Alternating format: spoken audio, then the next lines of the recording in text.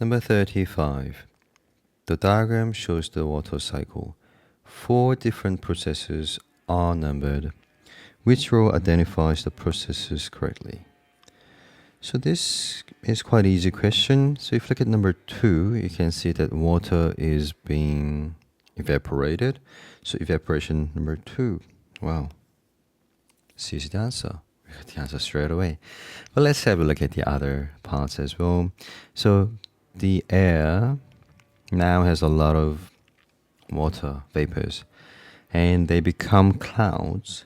And becoming clouds is a process of condensation.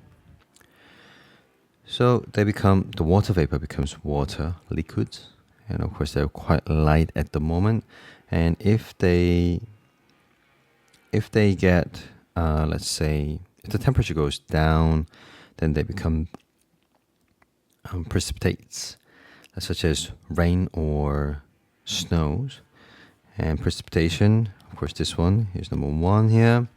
And transpiration is happening as well here. So transpiration is the loss of water vapor from the leaves of the plant through stomata. So the water vapor is coming out of the leaves and they become clouds as well.